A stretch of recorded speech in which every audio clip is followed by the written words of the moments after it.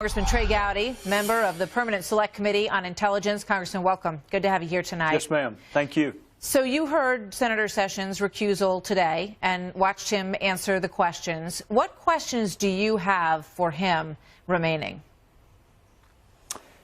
For him, probably not any, because I'm not a criminal investigator. So to the extent people are talking about false statements before Congress, I wouldn't have any. That was my old job. My new job is to provide oversight over investigations after they happen, which is why we met with Jim Comey this morning. But, you know, Attorney General Sessions incorrectly answered a question. That happens almost every day in Congress, and there aren't perjury referrals.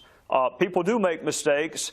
I was struck listening to the intro, Martha, that it could not have been a campaign-related conversation if it took place on Capitol Hill. I don't know where the meeting with the Russian ambassador took place, but if it took place at the Capitol, I believe it was in his office with two of his aides. Okay, well, then you can't discuss politics, presidential or otherwise. That is yet a separate issue. So the Jeff Sessions I know has always been a rule follower. I don't think he's going to be talking about campaign-related matters on Capitol grounds. And if he said he forgot about it, he would be about the 1 millionth person who actually forgot about a fact. But here's why I think, you know, the whole thing is raising questions. And after I watched the news conference today, some of those questions arose. You know, it's the middle of the campaign. It's September. There's already all this discussion about hacking from Russia that surfaced during the DNC in the summer. So he says that the Russian ambassador called out of the blue and said, you know, I'd like to come in and talk with you.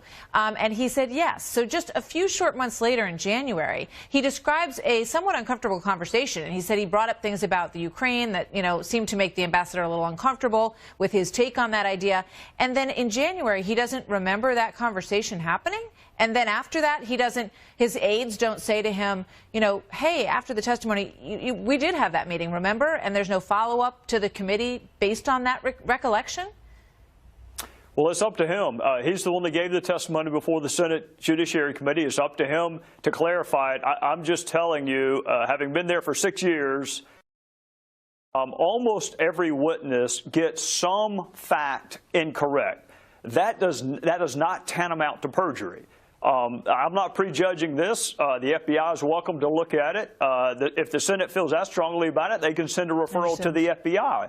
But simply making a factual error is not tantamount to perjury. All right. So the investigation is ongoing. You met with the FBI director this morning. I watched Congressman Schiff come out and speak about that earlier today. He said that, you know, the FBI has only given us a fraction of what they know here. He seemed very rattled that they're not sharing enough about whether or not there was collusion between the Trump campaign and the Russians. That is the main question. What's your takeaway? What are you able to share about that?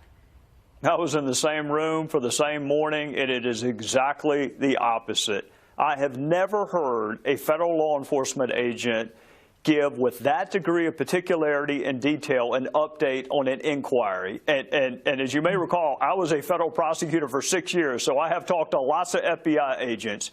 He went so far beyond what any other administration official has ever done, whether it's Eric Holder, Loretta Lynch, or his predecessor, Robert Mueller. They never gave us this level of detail and specificity. He bent over backwards, not just the DNC. Martha, I want to investigate all aspects of Russia, not just Podesta's email, everything, hacking our infrastructure, attempts to hack the RNC, whatever they did, look at it. But Congress does not run parallel criminal investigations with the FBI. We're not equipped to do it. We're not supposed to do it.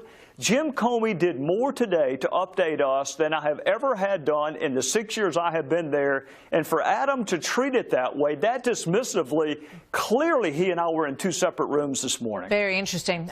Just last question.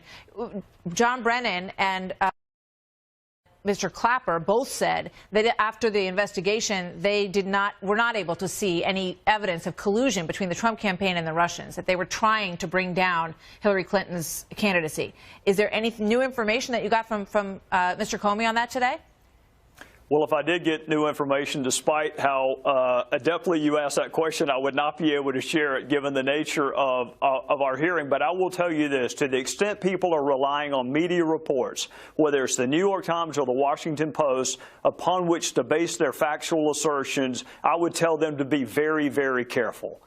I'm not going to say any more than that, other than the person leading the investigation on behalf of the United States government, the head of the FBI, listen to what he has to say. Don't listen to anonymous sources who leak classified information, which, oh, by the way, is also against the law. Between Jim Comey and a reporter from the New York Times, give me Jim Comey. Thank you very much, Congressman Gowdy.